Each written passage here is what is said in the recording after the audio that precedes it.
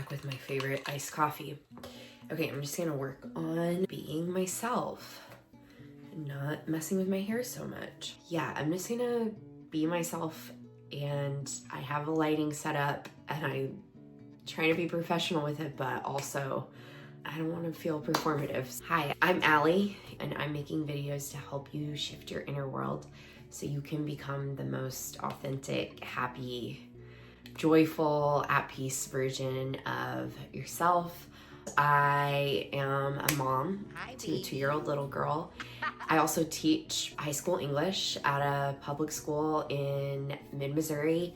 I'm married to my husband, Nick. We have a puppy, Portia. And recently I completed my 200-hour teacher training for yoga. I've been practicing yoga since I was 17 years old, so I'm about to be 32 in like a week. So 15 years I've been practicing yoga. I'm an avid meditator. I practice transcendental meditation, which is something I am very hopeful I can share about and promote on this channel. I really want to share with other humans the things I've learned to help you feel excited for your life when you wake up in the morning. I'm not going to sit here and ever say that my life is perfect or I'm always at peace and chill, because that is far from the truth. That's to miss the point though. More what I here to offer and what I've learned is how to better navigate the experience of being human and move through life from a place of authenticity. I have learned a lot of pragmatic tools that support this way of living for me, if practiced consistently, can completely transform your life. And that is not just me trying to get you to click on this video. It's the truth. Yeah, I feel like sometimes these things are, and I don't want to gatekeep. I want to share with other people so they feel happy and at ease in their life and provide some support and guidance. Hopefully find a community and make some friends along the way, offer yoga and meditation and just like a realistic look at a Midwestern mom's life who's trying to roll with the punches, do the best I can. Today, I want to share something a little bit more structured that I sat down and wrote out. I guess it was a week ago now, that I thought would be an approachable and easy way to integrate some of the practices I maintain in my life that support my well-being and my happiness and reduce my stress, allow me to flow through life with a lot more ease than I did previously. I've broken up this video into 3 categories, and the challenge is to address these 3 categories over the next 30 days. This challenge isn't about changing who you are. It's not about losing weight. It's not about changing your external appearance. It's not about purchasing anything.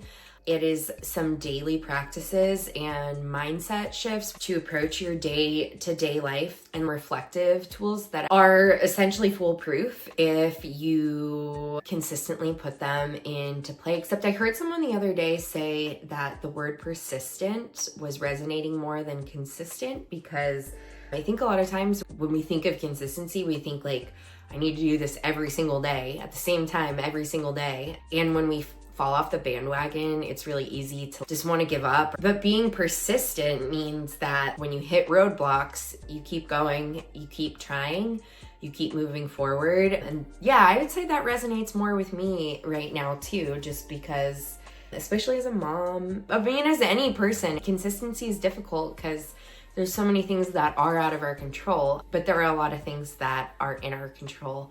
And I want to share some of those today. Shifting your world, changing your life for the better, it's not about how it externally looks. It's about doing the internal work, the work within your home. I remember I asked my sister-in-law a few years ago when I was gearing up to, at the time, start a blog, which I still have a blog. She's a few years younger than me, and I was asking her, I just got out of my 20s, you're still in your 20s. What is it you feel like is missing right now? What do women in their 20s need? She said, there's nothing really external. It's just a feeling. I've come to discover through my own yoga practice, meditation practice, life experiences, that there is nothing out there that you can purchase except self-development classes and books. Books and self-development classes. Those are what will change your life. It's really about shifting your internal landscape.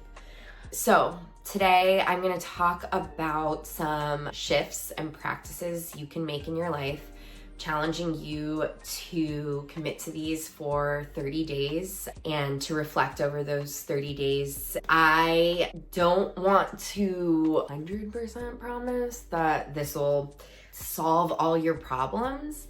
I read something the other day that was like, actually, you're never gonna not have any problems. Like, part of being human is facing problems. You solve a problem and there's another problem, but it's more about just like, how do you move through solving those problems? What it feels like internally for you, and finding what feels authentic to you to move through the world, and developing the tools and skills to find more ease and joy and to roll with the punches and just enjoy it more. So yeah, commit to these things for 30 days and just see what happens for you. I guarantee if you do it for the 30 days, there will be a significant shift. Like, I was actually mind blown when I started doing some of this stuff. I want to tell my whole story on here. I want to be open and vulnerable in sharing with other women, because I think that's like a really, I don't know, I love watching YouTube. I love women on YouTube who are open and share, because it's such a beautiful way to connect and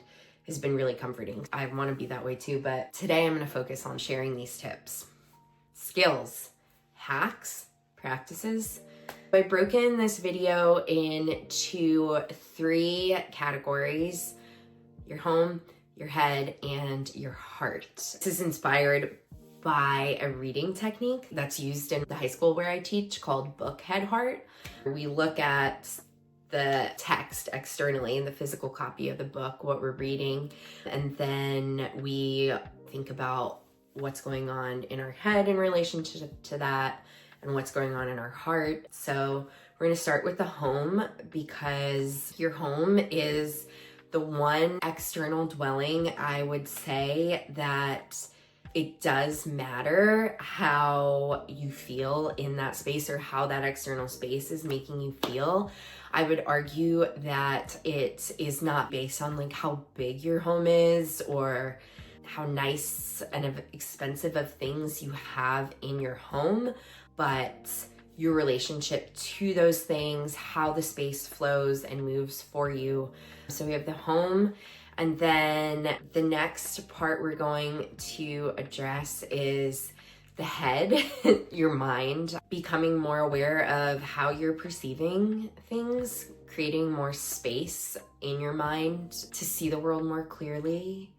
And then addressing your heart and getting in touch with what is it that you actually desire out of life. A lot of times I think that we are caught up on desiring material items, but what is under that desire for those material items, like I said earlier, inspired by my sister-in-law's words, is that it's an internal feeling that we're seeking, and how can we address that feeling in our hearts without feeling like we have to keep consuming and purchasing material items. And then we'll end with some suggestions for gratitude.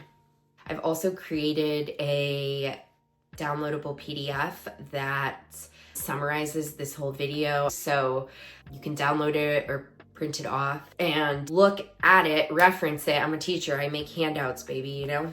What's one of my hobbies? Making a damn handout. I think if you asked a lot of public school teachers, they would share the same sentiment.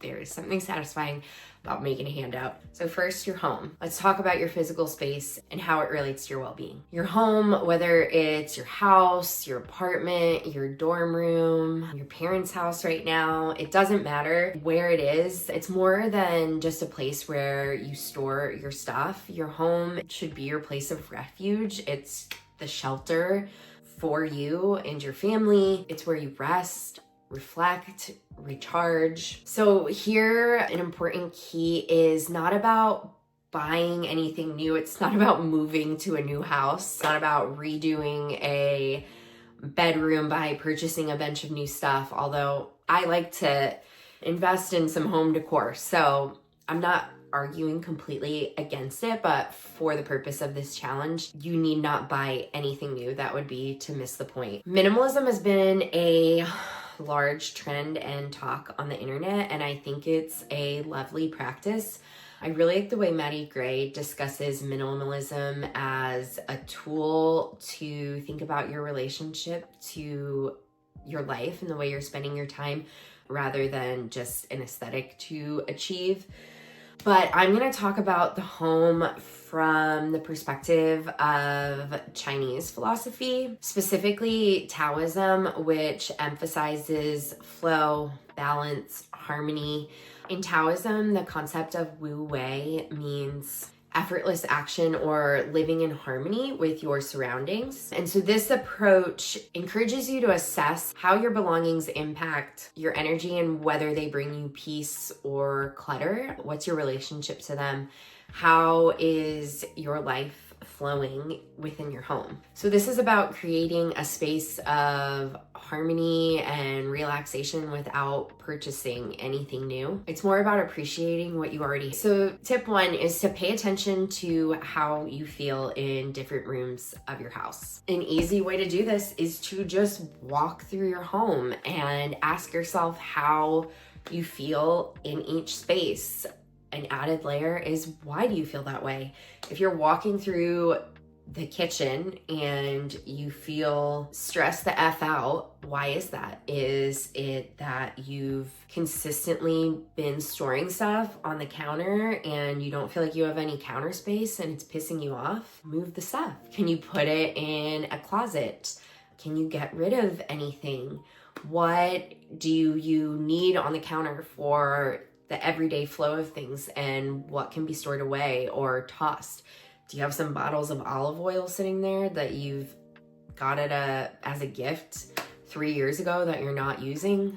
Toss it, put it in the trash, you know? I think that it is very common in life to feel stress in a situation and for it to feel like it's out of our control when it really is in our control. I started realizing one of the minimalist trends I have picked up on is like really minimizing the clothes I have in my closet and living under the idea that if I'm not wearing something, if it doesn't fit, I can just get rid of it, and we don't need to be hoarding things if they're not working out for us. Truly, it's been so freeing for me.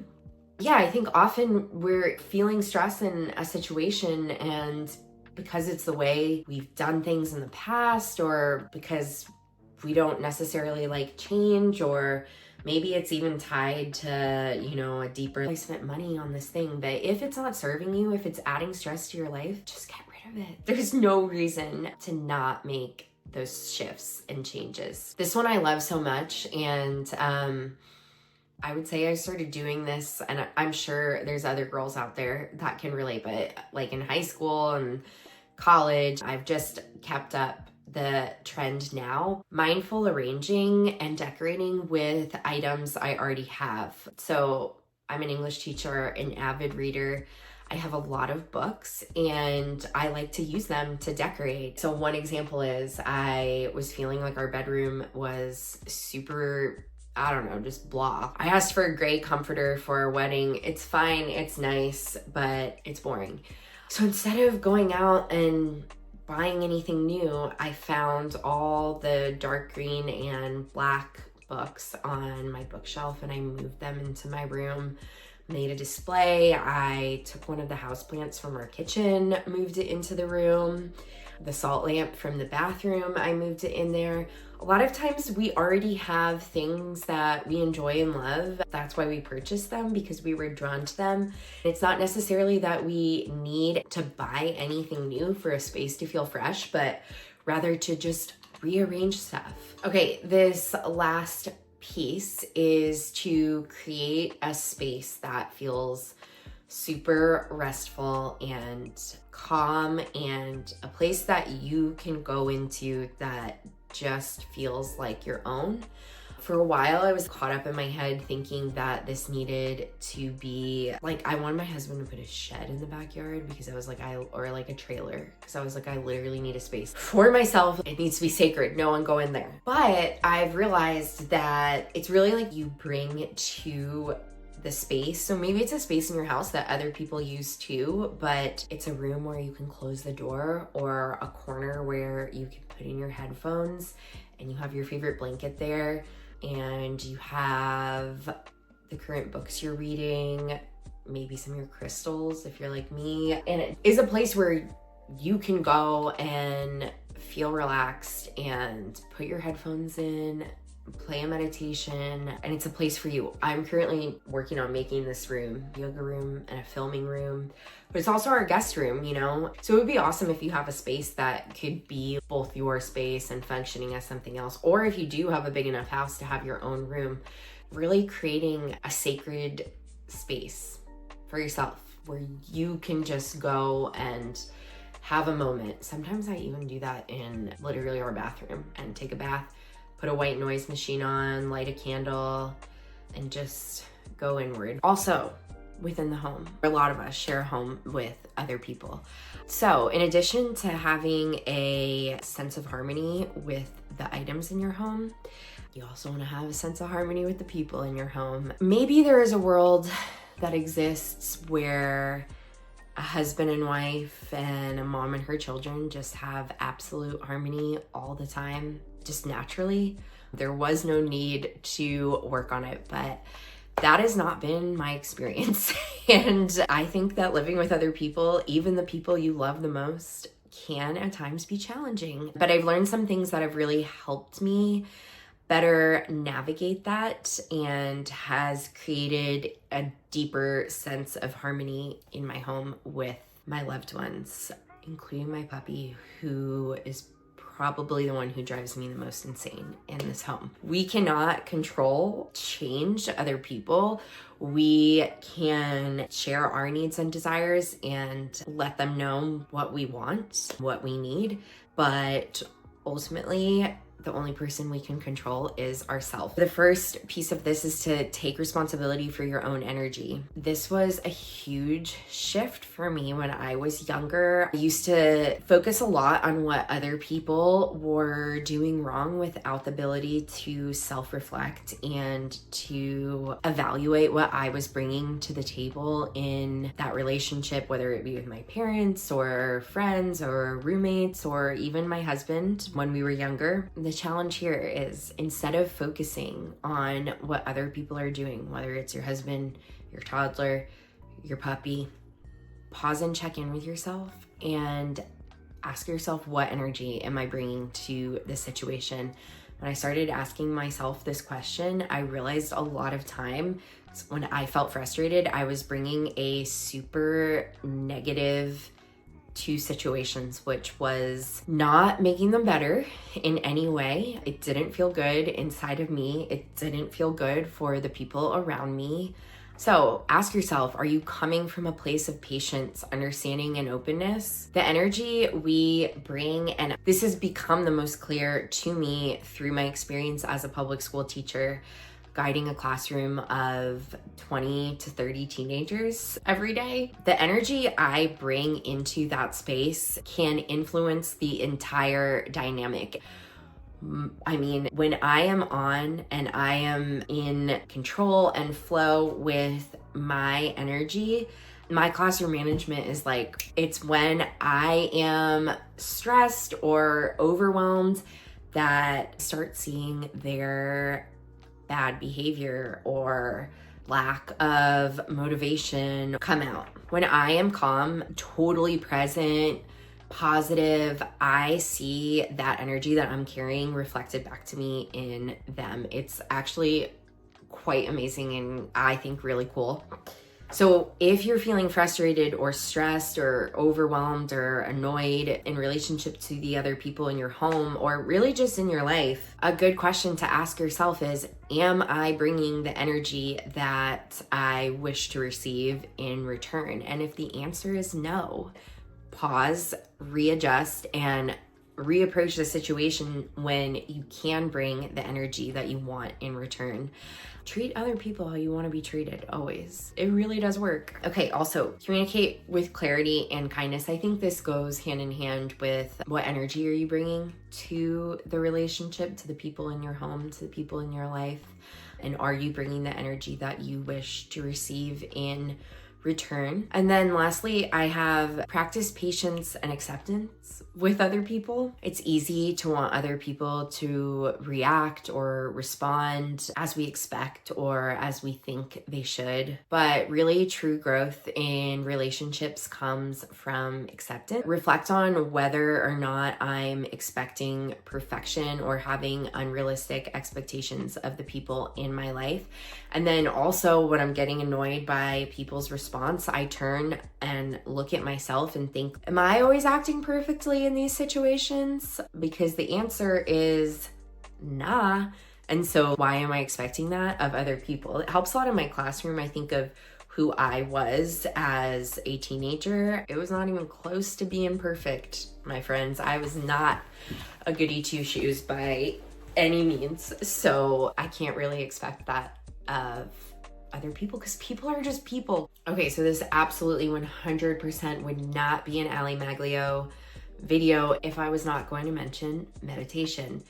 It is such an integral part of my life and my being, and it is magical, joyous, amazing, but it's also simple, pragmatic, real. It's not otherworldly.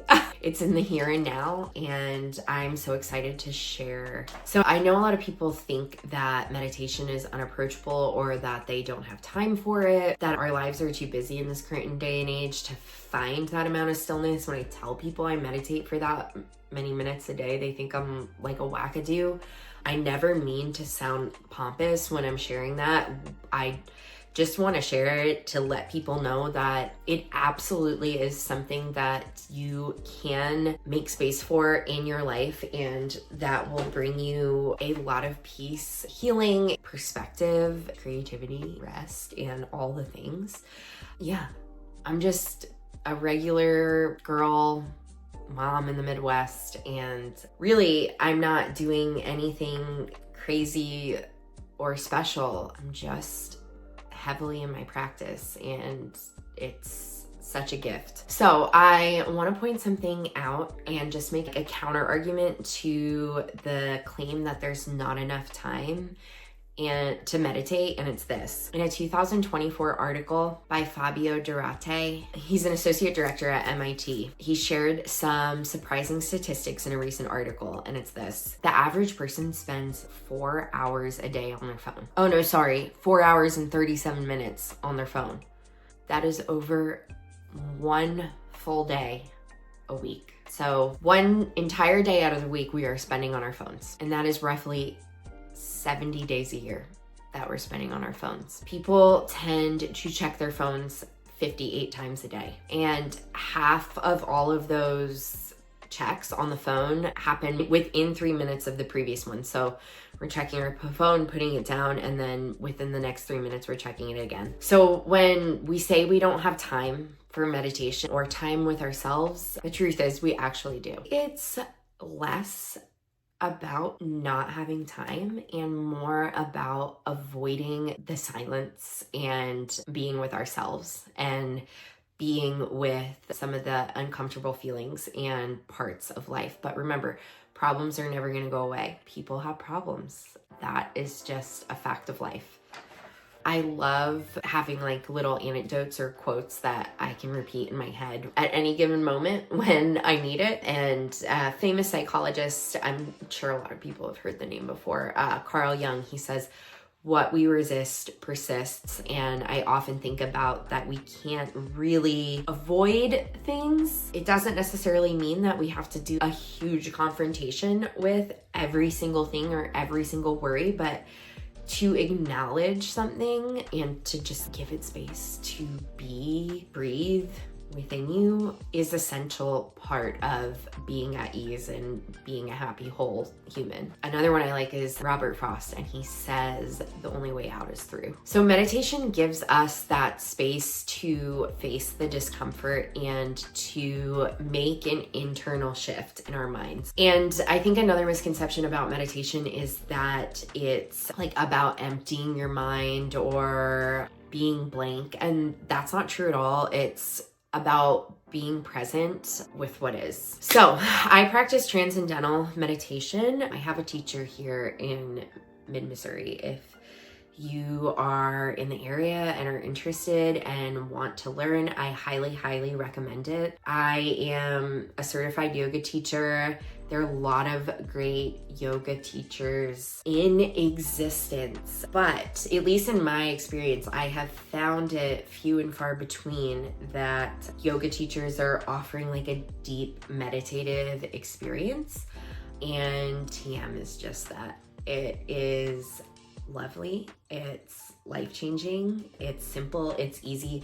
I am not certified to teach transcendental meditation. Maybe one day I will be, and that would be such a great gift that I could offer other human beings. You do have to pay to learn, but it all goes for their non-for-profit. Their non-for-profit works to teach meditation in areas of lower socioeconomic status where people are facing hardships. So yeah, I just always want to be transparent on here that that is the kind of meditation I practice. I did a presentation on it for my yoga training that talks about the science behind it and the history about how it came to America and has spread through the origin teacher Maharishi.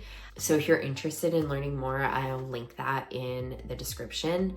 The other cool thing about TM is that there's over 6,000 research publications about the positive benefits that TM provides, which is amazing. And if you are a person like me who wants to know that something's credible and research backed, I think that's a good selling point. Still, there are tons of other meditation techniques that are just as powerful. There's apps, there's free YouTube videos.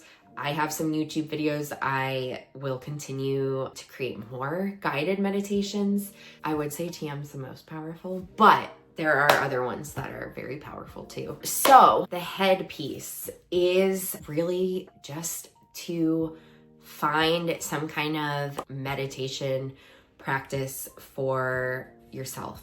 What I want to offer as a suggestion in this video is to do your own kind of mantra meditation, or the more popular term like affirmation has really, really positive effects on your mind and your body, your self-perception, your perception of the world.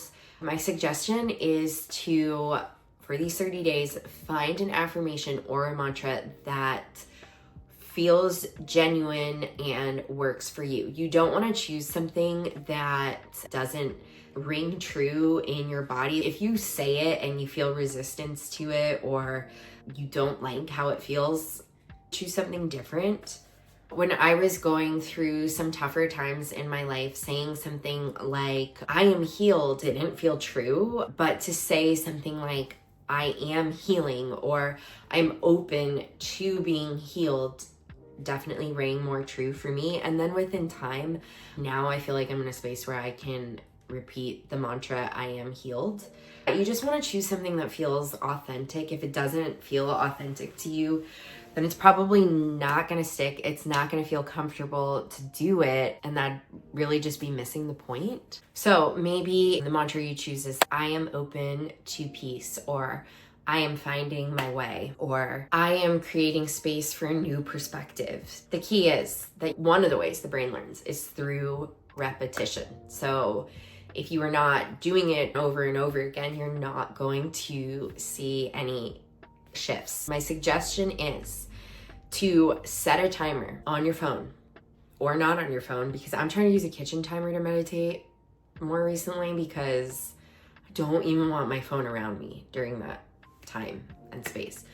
1 to 3 minute timer. It's not a crazy amount of time. It's really not a crazy amount of time. It would be best if you did it once in the morning and once in the evening, but if that even feels like too much, just choose one. It could be something that you do in the car before you walk into work. It could be something that you do while you're in the shower, something that you do while you're brushing your teeth.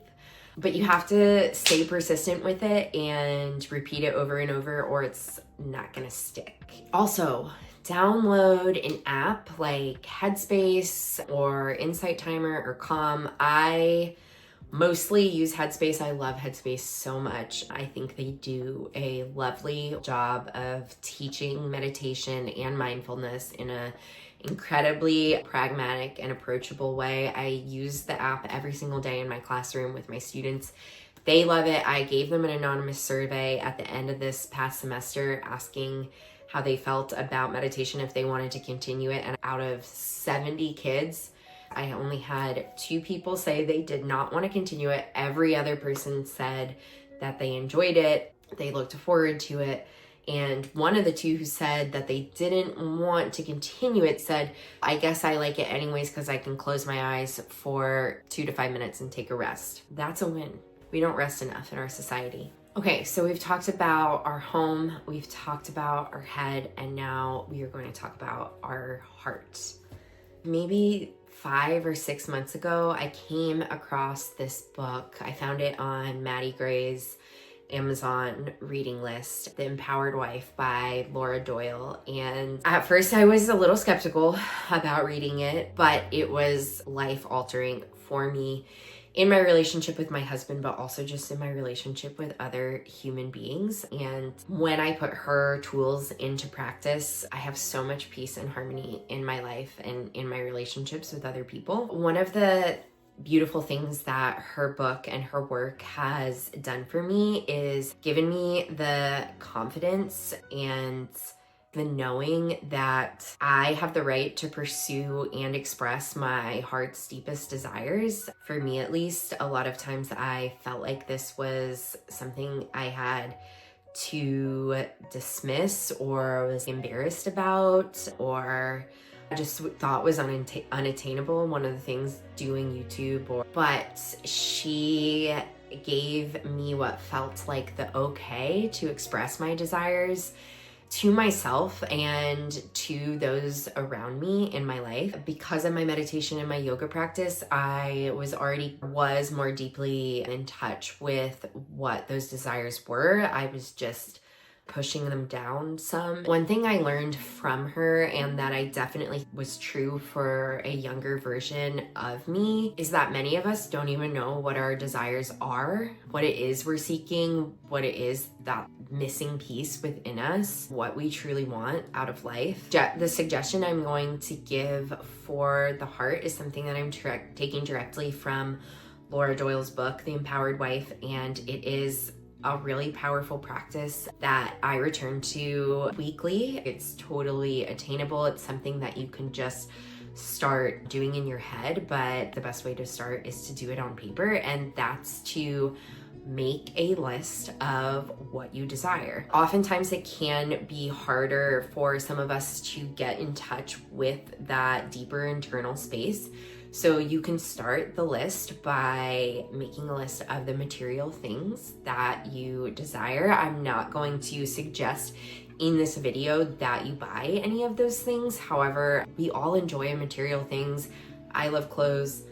I love home decor. I love getting my nails done. Just getting them down on paper can help you see these are the things I want. However, I have learned through my own practices that oftentimes the material things I'm seeking, there is a deeper internal desire in my heart. So maybe it's that you want a new outfit, but really what you're needing or desiring is to feel more confident. So you can do it one of two ways. You can make a list of material desires and then a list of more emotional desires or relational desires.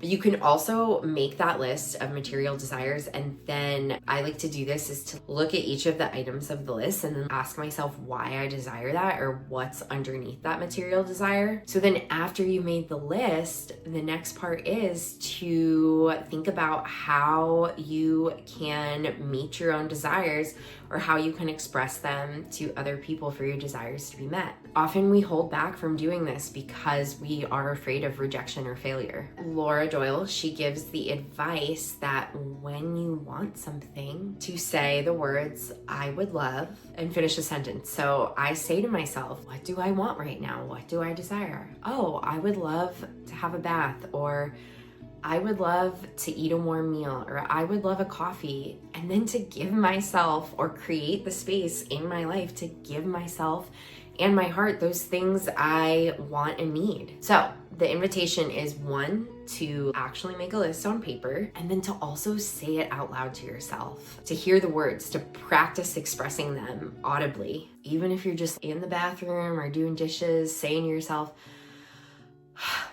I would love a bath. These small acts of self-expression can help fulfill your own desires, and that can feel incredibly empowering. Sometimes just saying these things out loud to the universe, yes, it can sound hokey, but it can really start to create shifts in your internal and external world. People may respond, opportunities may arise, and things will start going your way. If you're not in touch with what you want, what you need, and you're not expressing it, we can never be angry that we're not getting it. If we're not telling people, telling the world, telling ourselves, meeting ourselves with what we want, with what we need. Okay, so here's one more, and it's about the heart. And that is gratitude. To just be freaking thankful for everything you already have in your life. We get so caught up in feeling like we're lacking things. Social media has really created this terrible comparison trap. But when you start to look around you and realize how thankful you are for all the things you already have, that void is filled. And at least for me, I have felt, wow, I don't really need as much as I thought I did. I actually already have everything I need and can give myself everything I want. Really, all you need to complete this challenge is your breath, an open mind, and a willingness to face some uncomfortable feelings. A recap, we talked about your home is a reflection of your well-being. You want to create harmony with the things in your space and the people in your space. How do you feel in each room? Curating a space with the things you have, getting rid of what you don't like and celebrating the things you love, creating a comfortable corner or room, sanctuary of relaxation and quiet for yourself, taking responsibility for your own energy in response to other people, accepting other people and situations as they are. Then we talked about your head, starting a meditation practice, finding a mantra that feels authentic and true to you, repeating it for 1 to 3 minutes twice a day. I'll also leave information below about transcendental meditation if you're interested. You can also use apps like Headspace, Calm, Insight Timer. And then lastly, we talked about your heart, getting in touch with your internal desires and learning to get comfortable expressing them to yourself and to those around you and the world. And then just being thankful for what you have. Yes, and being thankful for what you have. If you have a roof over your head, a comfortable bed to sleep in, a family, a husband who loves you, warm food to eat every day, a job, legs that can walk, a brain that can think, and lungs that can breathe, you really already have it all. It's about stopping wishing for more and just being with what you have. Okay, so I'll have the PDF in the description box that you can download that summarizes this whole video. If you try it, I'd love for you to let me know in the comments, or you can shoot me an email too, or message me on Instagram. Thank you for watching. If you enjoyed, I'd love for you to like and subscribe, and more soon. That was intense, recording with the lights in my face for that long. And so now I'm gonna, my fingers in it. Now I'm gonna do a 20-minute meditation, and I'm so excited, and I feel a little crazy for talking to myself for that long.